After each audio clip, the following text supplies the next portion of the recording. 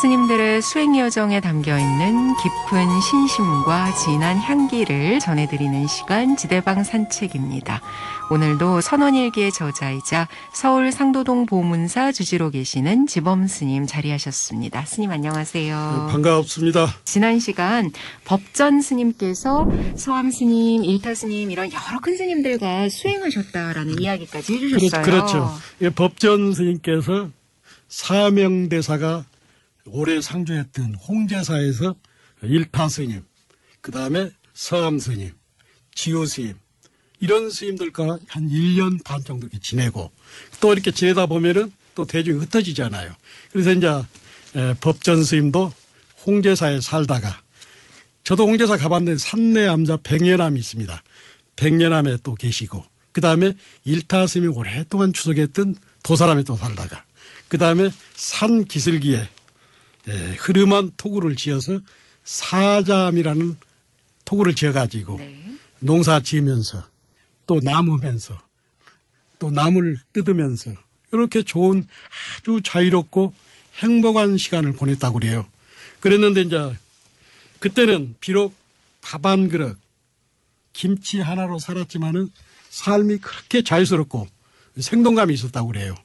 그래서 그때 늘 한산시를 가까이 하고 또 본인이 한산시를 너무 좋아해가지고 한산시를 애우고 그 훗날에 이런 말씀을 하셨어요. 해인사나 수도함 있을 때 한산 시집을 찾아오는 사람들한테 이렇게 선물로 법전 스님이 했다고 그래요. 근데 법전 스님 생전에 책값을 제대로 하는 사람을 못 봤다고 그래요. 이 한산시는 깨달음을 얻어야 이 한산시를 100% 이해하는 것인데 그 밥값을 책값을 제대로 하는 사람을 한 번도 못 봤다고 아쉬운 걸 직접 저는 들었습니다. 깨달으신 분들이 네. 그 중국 당나라 때 시인인 한산의 시집을 말씀하시는 거죠. 네. 그런데요, 스님, 이 법전 스님과 관련한 회고담에서 많은 이야기가 있겠지만 특히나 또 이 얘기는 꼭 좀 청취자분들께 전해야겠다 하신다면요. 법전 스님이 그렇게 보림을 태백산에서 10년 하고 그리고 나서 문경의 갈평토굴 그리고 선산 대둔사에 계신 적이 있어요. 그때 이제 그 속가에 부친이 사춘 형하고 찾아온 거라. 부친은 만년을 어떻게 보냈냐면 고향이 한평이잖아요. 한평에 가면은 용천사라는 절이 있습니다.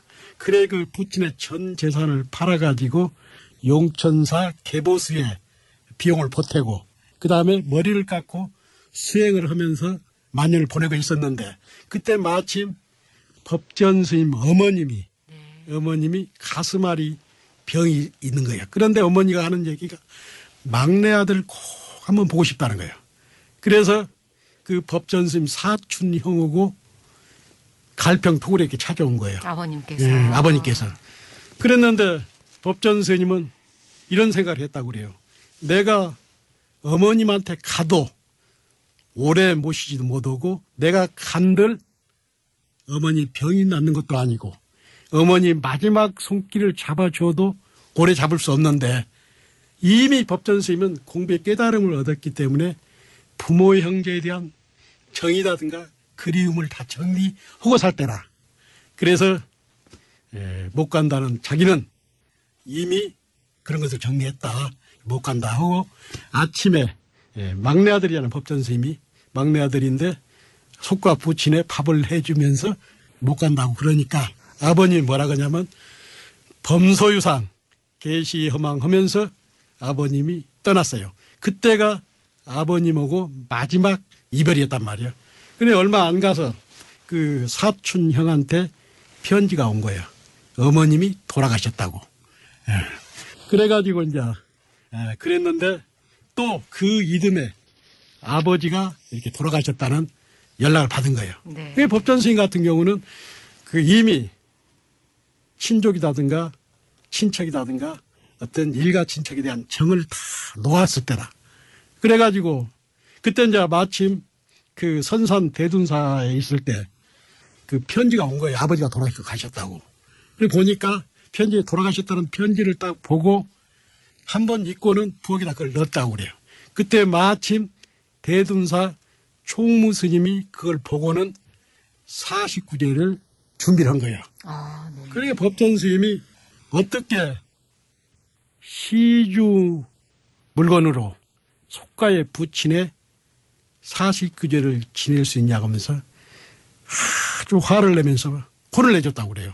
이게 법전 스님 같은 경우는 정말 그 철저하게 그러시네요. 여법하게 삶을 중노릇을 한 거라. 그게 그런 것들이 제가 봤을 때는 성철 스님 문화에 있으면서 그것을 몸소 익히고 체험하고 공부했던 것이라. 요즘 같은 때 이제 보면은 저도 이게 느끼는 건데 뻐거먼 공부하는 수자들이 속가집에 들락날락하고 또 제가 좀 안타까운 게 뭐냐면 속가에 부모가 돌아가시면 의외로 이렇게 삽하는 사는 사람들, 주지 사는 사람들 있잖아요. 49제니 장례식을 거창히 하는 거예요. 그래가지고 빈축을 사는 게 많아요. 저 같은 경우도 어머님이 돌아가셨을 때 제가 여기 상도동 보문사 주지로 왔을 때잖아요. 그래 살짝 새벽에 가서 어머니 장례식장에 가서 반야신경 한 편 하고 신도들한테 일체 저도 알려주지 않았어요. 그리고 49제도 우리 절에서 하면서도 49제 어머니 한다고 49제 한다고 저도 얘기해 본 적이 없어요. 예. 그런데 요즘에는 너무 출가하는 사람들이 세속에 들락날락 하면서 장례식이라든가 49제를 거창히 하는 거라. 아마도 성철 스님이나 해암 스님이나 법전 스님 봤다면 박살이 났을 겁니다. 네, 법전 스님께서도 출가자가 보일 수 있는 진정한 효는 열심히 공부하는 것, 그래서 도를 이루는 것이라고 그렇죠. 말씀하셨겠죠. 법전 스님 같은 경우는 출가자의 효는 생사해탈을 해서 깨달음을 얻어가지고 일체 중생을 제도하는 것이 수행자의 효의 표상이라고 그렇게 말씀하셨어요. 네. 그렇다면 성철 스님과의 수행 인연은 또 언제 다시 이어지시나요? 성철 스님하고 네. 이제 그래가지고 이제 1967년도에 성철 스님이 성전암에서 파기소 성전암에서 10년 결사를 했잖아요. 그래서 해인사 자운스님을 비롯한 해인사가 그 총림으로 이렇게 결성이 됩니다. 그래가지고 초대 해인 총림 초대 방장으로 성철 스님이 추대가 되잖아요.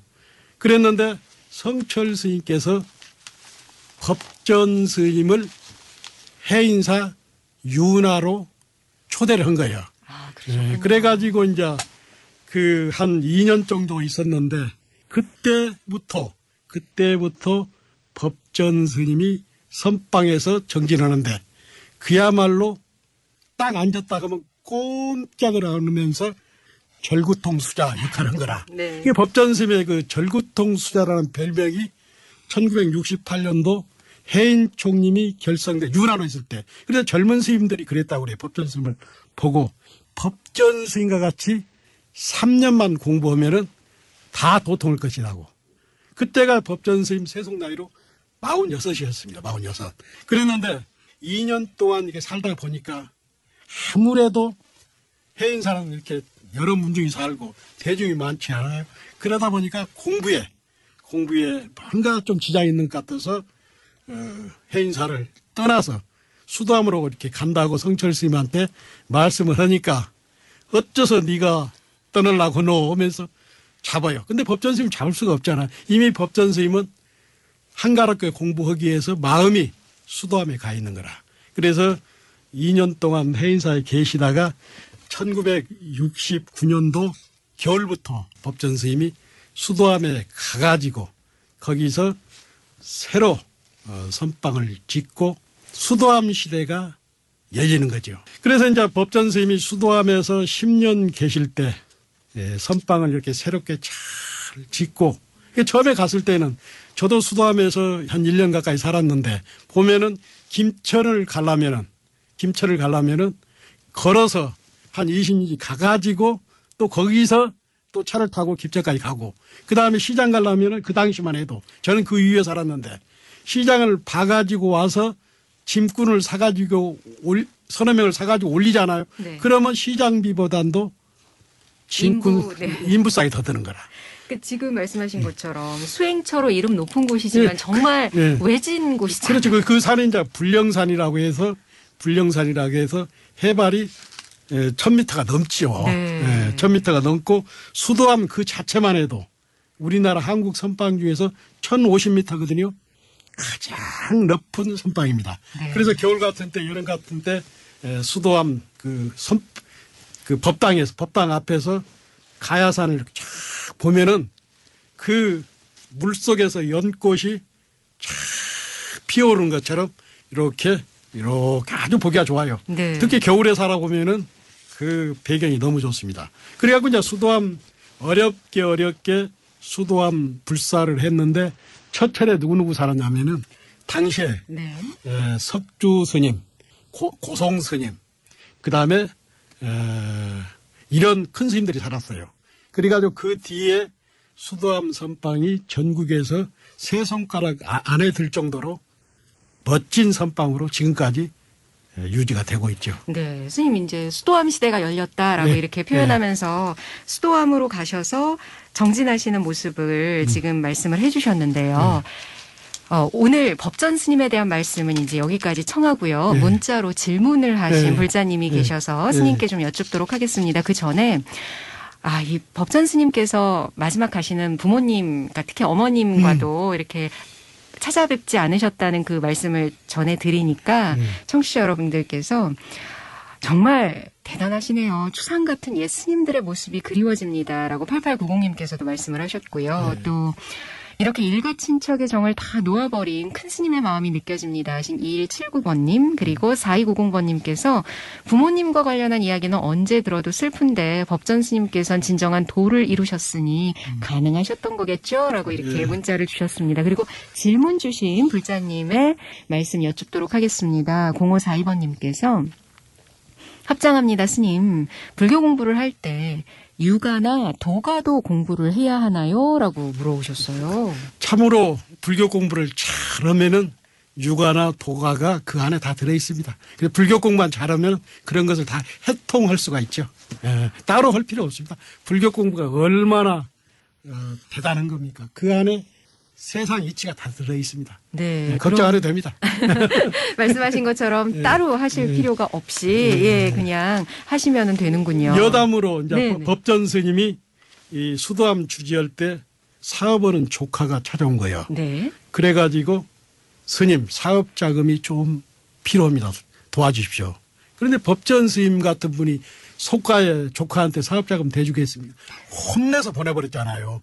그런데 그 조카가 너무나 실망했고 가다가 자살해서 죽어버렸잖아요.